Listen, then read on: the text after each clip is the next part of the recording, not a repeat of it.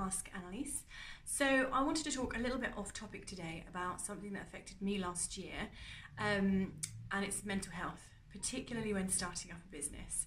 So I read a stat that 74% of new business startups will suffer from some sort of mental health issue within their setup period of business, because actually it's an incredibly challenging time.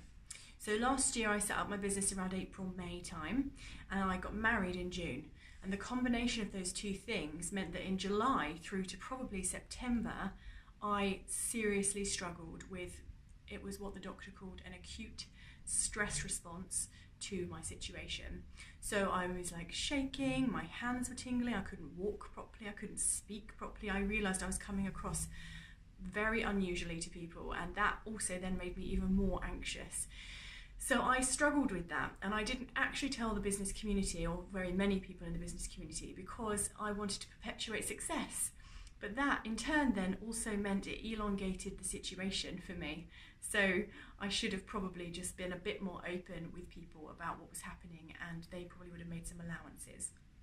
So I thought I'd just put out some things that really helped me during that time, so that if you are struggling with that you realise it's totally normal and that actually it will be okay. Something that I do is I breathe, and I just breathe in and out,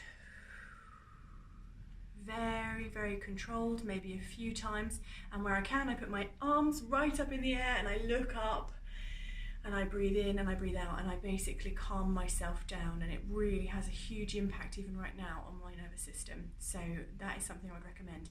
And when you're breathing, just reflect, like, is this terrible? Is this life and death? Do you need to be this stressed right now?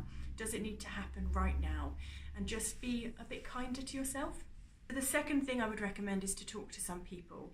So I didn't tell many people in the business community, but I did tell a few people, because I realised I was going to events and sometimes I was coming across really scatty, chatting to people, being a bit weird, and they could just see if I was being a bit odd and could just sort of be like, oh, Annalise, should we go and get a drink? Or if I had to just leave. Sometimes I had to leave, and then they'd need to say, oh yeah, Annalise had an appointment she had to go to. That also includes friends and family as well. So certain people sort of just let you off the hook and let you just be you. Something I found super useful since I've kind of been managing this is trying to allocate myself some time for me, which is very, very challenging when you're a people pleaser like me and you want to say yes to everything. But I try to, where I can, schedule time. So maybe it's a Friday morning, maybe it's I don't work on a Saturday and Sunday, and I actually think, no, I need some space and some time to reflect, to do nothing. Because when I was working 9 to 5, it was fine. I'd go home at 5 o'clock, maybe I'd think about work a little bit, but I wouldn't do any work. But when you're self-employed, you work all the time. So I wake up at 6 and I'll work till midnight, pretty much every day. And that's bad habits, because when do you get a break? When do you let your brain switch off? When do you reflect? When do you breathe? When do you enjoy your life? And why did you go into business? You probably went in so you could have a better work-life balance, and working 6 till 12 is probably not the best way to do that. So that's it for me, probably, is breathing, speaking to people, and then scheduling your time more appropriately so you've got some downtime. And I hope you don't mind my little overshare about my situation. It's still something I do struggle with now, so if you do see me being a bit scatty, you know why. And just, I want to say, just be kind to yourself and just look after yourself, and also look after those around you. Thanks.